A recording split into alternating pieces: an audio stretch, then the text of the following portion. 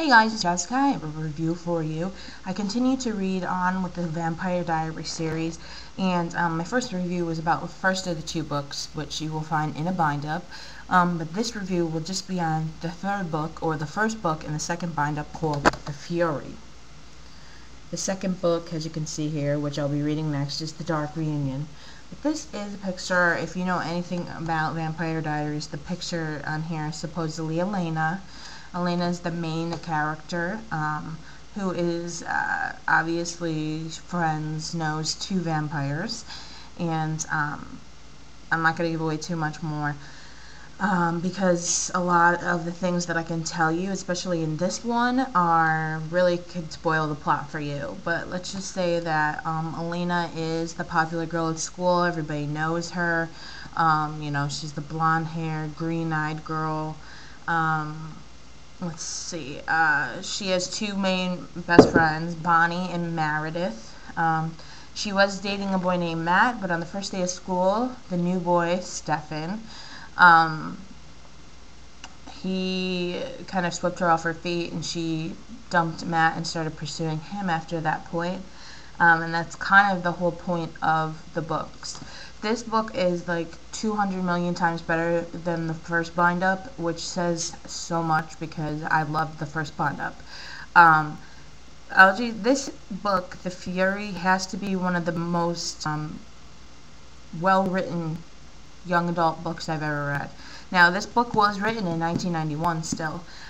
This series is so much better than Twilight series, and there's so many similar things, and L.J. Smith wrote this in 1991, 1992, and then I think Nightfall, Return, Shadow, Souls, and all the rest were started in 2009 or something. I'm trying to think. I know that part of the series, after it was chosen as a TV, then she continued to write, or she refined the draft she had or whatever. So I know these first three for sure are were published in 91 and 92, which, yeah, it says 91, so both of these are. This was first put out in paperback form in 2007, so it is by Harper Teen. The Fury is 245 pages. Now the characters, obviously, I just told you a bit about who they are. I'm trying to get more information. It's not really given this. Okay. The characters are very compelling. The plot is amazing. The Fury, this third book in the Vampire Diaries series, is so addicting. Pretty much the whole book is, because of how the second story ended. It was just, oh my god, it was just so good.